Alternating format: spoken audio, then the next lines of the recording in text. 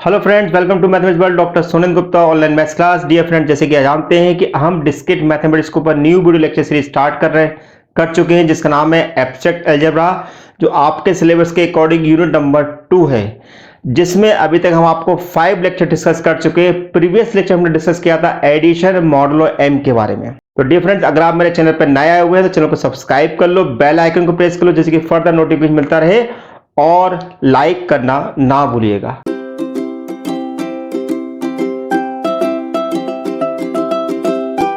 में बात करने वाले हैं मल्टीप्लिकेशन मॉडुलो एम के बारे में। मल्टीप्लिकेशन मॉडुलो एम क्या होता है? अगर आपको एडिशन मॉडुलो एम के ऊपर अगर वीडियो लेक्चर देखना है तो लेक्चर के आई बटन में जाके आप देख सकते हैं, वहां पर आपको उसका फुल डिस्क्रिप्शन मिल जाएगा। तो मल्टीप्लिकेशन मॉडुलो एम क्या होता है, क्या है, पर इसकी प्रॉपर डेफिनेशन समझते हैं कि what is the meaning of the multiplication modulo M. If A and B are two integer, then the multiplication of m of a and b, multiplication of a and b is denoted by a multiply m b, and it is mean that a multiply by b under modulo m equal to r, जिसकी value होगी 0 is less than equal to r less than m।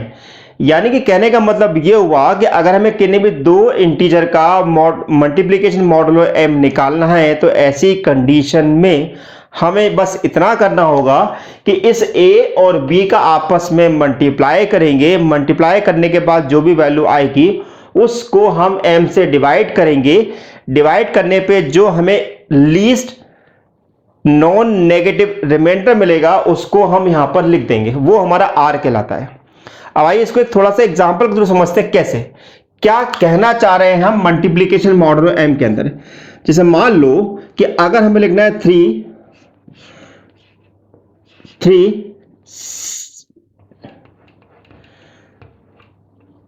7 है ना, ऐसा लिखना है हमें। 3 का 7 से मल्टीप्लाई करूंगा तो कितना मिलेगा 21। तो हमने यहां पर 21 लिख दिया। अब 21 को हम इस 3 से डिवाइड करना चाहते हैं, तो इस 3 से डिवाइड करेंगे कितनी बार जाएगा, ऑब्वियसली ये 7 टाइम जाएगा। तो हमने ऊपर लिख दिया 7, यहां पे लिख दिया 21, तो रिमाइंडर कितना बचा मेरे पास 0, तो मैं यहां लिख दूंगा 0। ओके, डेफिनेटली इस 0 की जो वैल्यू होगी हमेशा इस 3 यानी कि मॉडुलो m से हमेशा कम ही होगी। एक और एग्जांपल देखिए आप, मान लो हम यहां लिख देते हैं 2 इंटू 5 और यहां लिख देते हैं 3। अब 2 को मैंने 5 से मल्टीप्लाई करा, कितना मिलेगा मुझे 10। क्या मिलेगा मुझे 10। अब मैं 3 से अगर इसे डिवाइड करूंगा तो कितना मिलेगा 3 3 सा 9, तो रिमाइंडर कितना बचा 1, तो मैंने यहां पे लिख दिया 1। ठीक है, अब मान लो मैंने लिखा आपका 2 इंटू 3 और यहां लिख दिया मैंने 7, तो 2 को मैंने 3 से मल्टीप्लाई करा, कितना मिलेगा 6। लेकिन इस 6 की जो वैल्यू है वो 7 से कम, तो यहां पर हमारे पास 6 ही लिखा रहेगा। ठीक है, ऐसे मान लो अगर मैंने लिखा दिस इज 7 इंटू 5 और यहां पर मैंने लिख दिया 12। अब 7 5 से कितना होता है, 7 5 से कितना होता है 35। 35 को मुझे डिवाइड करना है 12 से, तो 12 से मैं कितनी बार कर सकता हूं, मैं 12 2 जा 24, तो मैंने यहां पे 24 लिख दिया है ना। तो कितना बचेगा मेरे पास 9। ठीक है, 6 + 5 11, तो यहां पे बचेगा मेरे पास 11, तो यहां पे मैं लिख दूंगा 11। तो सिंपल सा यहां पे लॉजिक ये है कि जब भी अगर हम किन्हीं भी दो इंटीजर का मॉडुलो m के कॉरस्पॉन्डिंग में मल्टीप्लिकेशन निकालना चाहते हैं तो उन दोनों नंबर का आपस में मल्टीप्लाई करिए और मॉडुलो को m से उससे डिवाइड करिए। तो यहां पे दो स्थिति बनती है, या तो हमारे पास उन दोनों नंबर का मल्टीप्लिकेशन मॉडुलो m से ग्रेटर आएगा या लेस आएगा।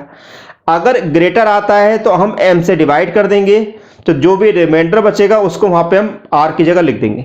लेकिन अगर उन दोनों नंबर का मल्टीप्लिकेशन मॉडुलो से कम आता है तो कोई दिक्कत नहीं, हम उन दोनों का मल्टीप्लिकेशन डायरेक्ट लिख देंगे, जैसे कि मैंने आपको यहां पे लिख के बताया हुआ है कि 2 और 3 को अगर हम 3 से मल्टीप्लाई करते हैं तो हमें मिलता है 6, और जो 6 जो है वो 7 से लेस है, तो हमने यहां पर इसको 6 की फॉर्म में लिख दिया। तो अब मैं आपको इसको बताने वाला हूं एक क्वेश्चन, जिसमें हम बताएंगे कि किस प्रकार से किसी भी ग्रुप को, किसी भी सेट G को हम मॉडुलो के मल्टीप्लिकेशन के कॉरस्पॉन्डिंग में किस प्रकार से सॉल्व करते हैं। एक लेते हैं छोटा सा ब्रेक, फिर इसका आगे स्टार्ट करेंगे। तो आइए हम क्वेश्चन देखते हैं कि हम किस प्रकार से मल्टीप्लिकेशन मॉडलों के ऊपर हम कोई क्वेश्चन सॉल्व कर सकते हैं। तो हमारा क्वेश्चन है prove that the set G equal to 1 2 3 4 is a finite abelian group under the multiplication modulo 5। हमारे पास यहाँ पे मॉडुलो दिया हुआ है 5, तो मॉडुलो 5 के अंदर हम किस प्रकार से इसको डिफाइन कर सकते हैं। तो देखिए इसके लिए हमें बनाना पड़ेगा पहले एक कंपोजिट टेबल। जब भी अगर आपके पास इस प्रकार के क्वेश्चन आते हैं, मॉडुलो से रिलेटिव कोई सेट दिया हुआ है जिसमें नंबर कुछ हमें रखे हुए हैं, तो वहां पर हमें कंपोजिट टेबल बनाना कंपल्सरी होता है। तो अब हम करेंगे क्या यहाँ पर, तो सबसे पहले तो हम यहाँ पर एक जनरल डेफिनेशन लिख लेते हैं कि भाई मॉडुलो की डेफिनेशन क्या है। तो आपके पास सबसे पहले एक सेट दिया हुआ है गिवन G इक्वल टू कितना, दिस इज 1 2 3 एंड 4। ठीक है, सिंस क्या है भाई हमें पता कि अगर A मॉडुलो 5B अगर लिखते हैं तो यहाँ पर लिखते हैं रिमाइंडर R, और रिमाइंडर R लिखते हैं तो इस रिमाइंडर R की जो वैल्यू है तो 0 is less than equal to 5 के बराबर होना चाहिए। ये अपना लॉजिक रहता है इसके अंदर। अब ये टेबल कैसे बनाते हैं, यहाँ पर हम कंपोजिट टेबल, तो यहाँ पर हमने बनाई अपनी एक कंपोजिट टेबल। ओके, तो कंपोजिट टेबल बनाने का लॉजिक क्या होता है, कितने एलिमेंट हमारे पास सेट में है पहले हम देखते हैं। तो यहाँ पर हम यहाँ पर टेबल में एलिमेंट रख रहेंगे। तो यहाँ पर हमारा मल्टीप्लीकेशन लिखाएगा और यहाँ पर लिखाएगा मॉडुलो, यहाँ लिखाएगा 1 2 3 और 4। ओके, यहाँ लिखाएगा 1 2 3 और 4। अब यहाँ पर इसका हम डिवीजन कर लेंगे, है ना। यहाँ पर हमने इसका डिवीजन कर लिया जिससे कि हमें आसानी से एलिमेंट लिखने में लिख सकते हैं हम। तो अब यहाँ पर हम एलिमेंट लिखना चाहते हैं, बस दो चीजों का हमें ध्यान रखना है कंपोजिट टेबल बनाते समय कि अगर हमारे पास दो नंबर का मल्टीप्लीकेशन मॉडुलो से कम आता है तो उनका मल्टीप्लीकेशन एज इट इज लिखा जाएगा। अगर उन दोनों नंबर का मल्टीप्लीकेशन अगर मॉडुलो m से अगर ज्यादा आता है तो हम यहाँ पर m से डिवाइड कर देंगे, जो भी रिमाइंडर बचेगा वहां पर वो हम लिख देंगे। अब जैसे कि हम देख रहे हैं यहाँ पर कि अगर मैं 1 को 1 से मल्टीप्लाई करूंगा तो 1 ही मिलेगा, ऑब्वियसली 5 से कम है। 1 को 2 से करेंगे तो 2 मिलेगा, 1 को 3 से करेंगे 3 मिलेगा, 1 को 4 से करेंगे तो 4 मिलेगा, 2 को 1 से करेंगे 2 मिलेगा, 2 को 2 से करेंगे तो 4 मिलेगा, 2 को 3 से करेंगे मिलेगा 6, लेकिन 6 को हम 5 से डिवाइड कर सकते हैं तो रिमाइंडर कितना बचेगा 1। 2 को 4 से करेंगे कितना मिलेगा 8, 8 को अगर मैं 5 से डिवाइड करूं कितना मिलेगा 3, तो यहाँ पे मैंने 3 लिख दिया। 3 को 1 से करेंगे 3 मिलेगा, 3 को 2 से करेंगे तो 1 मिलेगा क्योंकि रिमाइंडर 1 बच रहा है। 3 को 3 से करेंगे तो कितना मिलेगा 9, और 9 को अगर हम 5 से डिवाइड करेंगे तो हमें मिलेगा 4, है ना। 3 को 4 से डिवाइड करें, 3 को 4 से मल्टीप्लाई करेंगे कितना मिलेगा 12, 12 को 5 से डिवाइड करेंगे 5 to the 10 यानी कि आपको रिमाइंडर मिलेगा 2। 4 को 1 से करेंगे तो 4 मिलेगा, 4 को 2 से करेंगे तो रिमाइंडर हमें मिल जाएगा 1, 4 को 3 से करेंगे कितना मिलेगा 12, 12 यानी कि रिमाइंडर हमें बचेगा 2। 4 को 4 से करेंगे कितना मिलेगा 16, 16 को 5 से अगर मैं डिवाइड करूं कितना मिलेगा 5 से 15 यानी कि रिमाइंडर बचेगा 1। तो इस प्रकार से हम यहाँ पर अपने टेबल को बना सकते हैं। टेबल बनाना बड़ा आसान है, बस हमें कॉन्सेप्ट को फॉलो करना है। अब देखिए जब भी अगर हम यहाँ पर टेबल बना लेते हैं तो यहाँ पर मैंने आपको प्रीवियस लेक्चर में बताया था कि अगर हमारे पास टेबल में जितनी भी एंट्री हैं अगर वो सेट G को बिलोंग कर रही है तो वहां पे 3 प्रॉपर्टी आपकी हमेशा फुलफिल होती है। नंबर 1 कौन सी, क्लोजर प्रॉपर्टी, क्योंकि सारी एलिमेंट जो है सेट के, और नंबर 2 एसोसिएटिव प्रॉपर्टी, और नंबर 3 कम्यूटेटिव प्रॉपर्टी। तो हमें इन 3 प्रॉपर्टी के बारे में चिंता करने की जरूरत नहीं है अगर हमारे एलिमेंट कंपोजिट टेबल के जो है सेट G को बिलोंग कर रहे हैं। तो सीधे सीधे हम यहां पर क्या लिखेंगे, this is a first G1 बोले तो क्लोजर लॉ।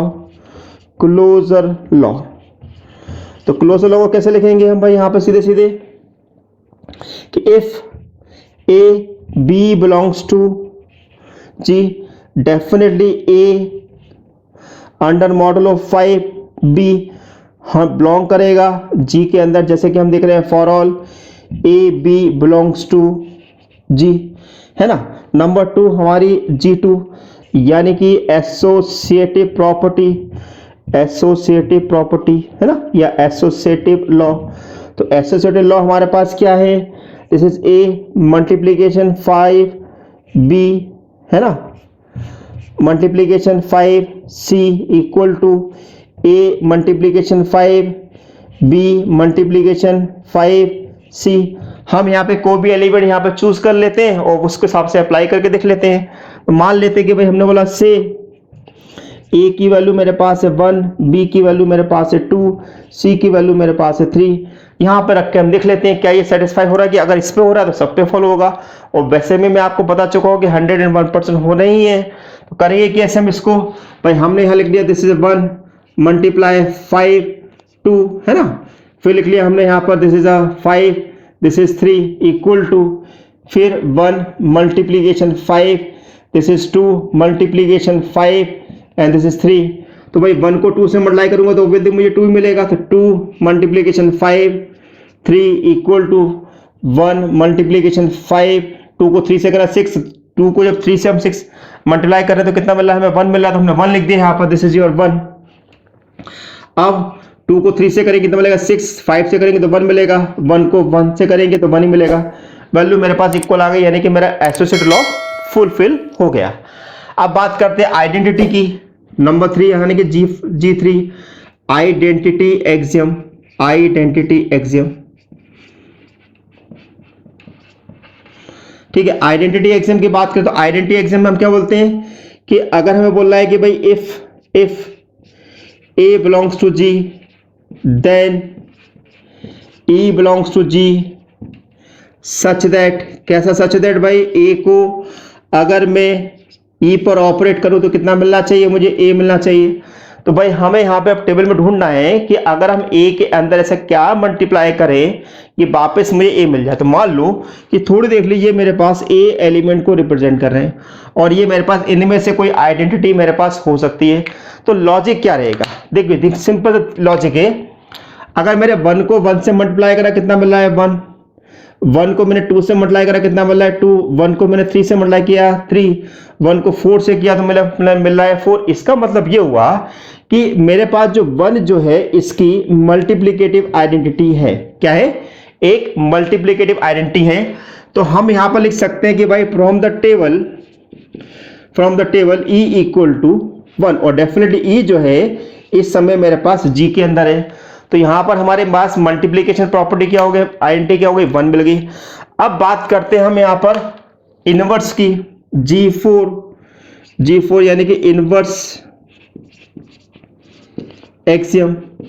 तो इनवर्स एक्सियम निकालने का भाई तरीका क्या है कि भाई हमें A के साथ ऐसा क्या मल्टीप्लाई करें कि आपको E मिल जाए, है ना। तो जो मल्टीप्लाई करेंगे वो मेरे पास होना चाहिए 1 के बराबर, है ना। यानी कि अगर हम A के साथ ऐसे क्या मल्टीप्लाई करें कि हमें आइडेंटिटी मिल जाए। तो अब यहां पर इसको लॉजिक कैसे लगाते हैं, बिल्कुल ध्यान से समझिएगा। तो यहां पर एक छोटी सी मैं टेबल बनाता हूं जिससे कि आपको कंफ्यूजन बिल्कुल आपका दूर हो जाएगा। जैसे मेरे पास A है, ये मेरे पास B है और मैंने दोनों का मल्टीप्लाई किया A 5 B, तो मुझे मिलना चाहिए 1। ये मेरा टारगेट है ना। तो 1 मेरा फिक्स है, यहाँ पर 1 मेरा फिक्स है, मुझे 1 मिलना चाहिए। A मेरे पास क्या है 1 2 3 और 4, ये मैं चाहता हूं यहाँ पर। अब हम क्या करें कि भाई 1 के साथ ऐसा मैं क्या मल्टीप्लाई करूं कि वापस मिल जाए। तो आपका जवाब क्या होगा, सर वो तो ऐसा तो केवल एक ही बार ऐसे ही हो सकता है जब 1 को हम 1 से मल्टीप्लाई करें। अब 2 को हम क्या मल्टीप्लाई करें कि 1 मिल जाए। तो 2 को हम 2 से हम क्या मल्टीप्लाई करें कि हमें मिल जाए। 2 को जब 3 से मल्टीप्लाई करें तो हमें 1 मिल रहा है। इसका मतलब यह हुआ कि 2 का जो मल्टीप्लिकेटिव इनवर्स है वो 3 है। अब 3 के साथ क्या मल्टीप्लाई कर, 3 के साथ अगर हम 2 को मल्टीप्लाई करते हैं तो ही हमें 1 मिल पा रहा है। इसका मतलब क्या हुआ, 3 का मल्टीप्लिकेटिव इनवर्स 2 है और 4 को किससे मल्टीप्लाई करें कि हमें मल्टीप्लिकेटिव इनवर्स मिल जाए, मतलब 1 मिल जाए। तो 4 को जब हम 4 से मल्टीप्लाई करते हैं, एक मिनट यहाँ पर मुझे लग रहा है कुछ गड़बड़ हुई है। 4 को 2 से हमने मल्टीप्लाई किया तो मिलेगा 8, यहाँ पर हमें मिलेगा 3, है ना, ये 3 है अपने पास, क्योंकि अब 4 को 4 से करेंगे मिलेगा 16, तो 16 मिलेगा। तो यानी इसका मतलब क्या हुआ, दिस इज 1। तो अब हमें यहाँ पर इसका मतलब ये 4 का जो मल्टीप्लिकेटिव इनवर्स होगा वो 4 ही होगा। तो अब हम इस प्रकार से यहाँ पर इसका हम मल्टीप्लिकेटिव इनवर्स निकाल सकते हैं। तो 1 का मल्टीप्लिकेटिव इनवर्स हो गया 1, 2 का हो गया 3, 3 का हो गया 2 और 4 का हो गया 4। तो इस प्रकार से हम यहाँ पर मल्टीप्लिकेटिव इनवर्स निकाल सकते हैं। अब बात करते हैं कम्यूटेटिव लॉ की। तो जैसे कि मैंने बताया कम्यूटेटिव लॉ हमारे पास अगर हमारा एसोसिएटिव लॉ फॉलो हो रहा है तो कम्यूटेटिव भी होगा। तो कुछ नहीं करना हमें, बस यहाँ पर इसको बस लिख देना है। यहाँ पर इस प्रकार से लिखेंगे, this is the G5 commutative law. Commutative law, right. तो अब हम देख सकते हैं कि अगर a के साथ में भाई ऐसा क्या मल्टीप्लाई करूं कि b इक्वल टू हो, या b के साथ, sorry this is your multiplication, this is your multiplication, तो b मल्टीप्लाई बाय 5a। तो सिंपल है भाई, एक लॉजिक है। देखो अगर मैं यहाँ पर 2 से 2 को मल्टीप्लाई कर, 2 को 3 से 2 से 2 से करूँ 4 मिलेगा, 2 से 2 करूँ वो भी तो 4 मिलेगा, 2 से 3 करूँ 1 मिल रहा है, 3 से 2 करूँ तो भी 1 मिल रहा है, 4 को 2 से करूँ तो 3 मिल रहा है, ठीक है। और इसी प्रकार मैं 2 को 4 से करूँ तो भी मुझे 3 मिल रहा है, यानी कि सारी प्रॉपर्टी मेरे पास फुलफिल हो रही है।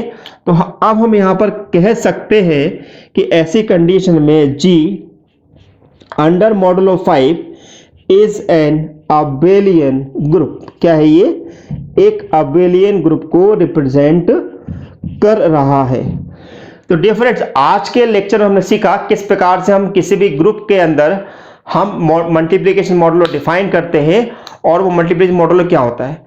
अगर आप इससे रिलेटेड अगर और भी क्वेश्चन अगर आप सॉल्व करना चाहते हो तो आप मेरे ब्लॉग स्पॉट पर जाइएगा, जिसका नाम है www.sonendragupta.blogspot.com पर। वहां पर उससे रिलेटेड आपको और भी क्वेश्चन मिल जाएंगे। अगर आप मुझसे किसी भी प्रकार का कोई क्वेश्चन पूछना चाहते हैं तो लेक्चर कमेंट बॉक्स में पूछ सकते हैं। अगर आप मेरे टेलीग्राम ग्रुप में जुड़ना चाहते हैं तो टेलीग्राम में जुड़ सकते हैं, जिसकी लिंक आपको डिस्क्रिप्शन बॉक्स में दे रखी है।